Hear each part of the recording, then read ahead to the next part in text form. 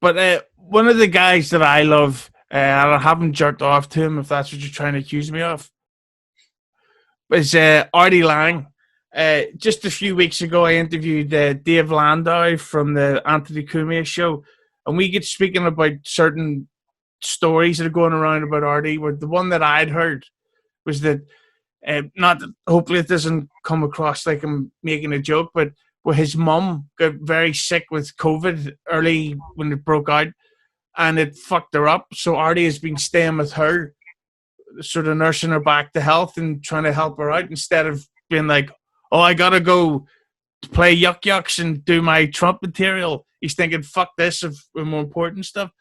But then I interviewed Stuttering John from Howard Stern show last week, and he told me that it's kind of the opposite, where that Artie relapsed. It fucked him up really bad, so he's been staying with family just to sort of keep an eye on him. So basically, the 10-hour long question, the Irishman length long question is, what have you heard about Artie Lange, and do you know anything about where he is? I don't know, but I know he didn't relapse, because if he relapsed, he'd go to prison because he's on strict probation. He was already in drug court, and I know if he slipped up one time, he's going back. So he's not in prison. We know that. So, because that would have been in the media and everything else, because he's been in a couple of different times or whatever. So he's probably laying low. You know, he did this after he got fired from the Stern show. After that whole episode, he laid low for like a year and a half. No one heard a word from him. And it's a good time to lay low because there's really not a lot going on, you know. So, I don't think he relapsed. He's probably staying with his mom. Who knows? I don't know if that other coronavirus thing is, but I would say he's definitely not in prison and he didn't relapse. That's I know that for sure. Well, I just can't wait for him to come back out of hiding, because I want to hear guys, like, because I've never heard, because I know that Artie loves AC/DC, but I've never heard him like review them or talk about them on the show. That's what we need.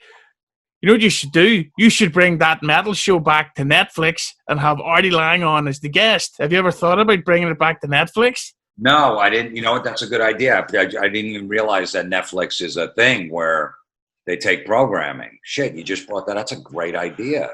By the way, how many hacks think that they're always the first person to make that joke? It's not even a joke. People say it for real. Oh, right. Rarely do I get it as a joke. They say I should bring it back. And I'm like, yeah, because, James, it's weird how the actors or hosts don't own a show. It's like, when The Sopranos got canceled or they stopped doing it, do you think people, when James Gandolfini was still around, go, James, man, you should get The Sopranos back on the air. What about Showtime? You should try Amazon Prime. You know what I mean? Like that's not how it works. You get fired from basically a corporation, and the corporation locks you out of the building. You can't go back in on Monday, even though your friends thought you were good at that job.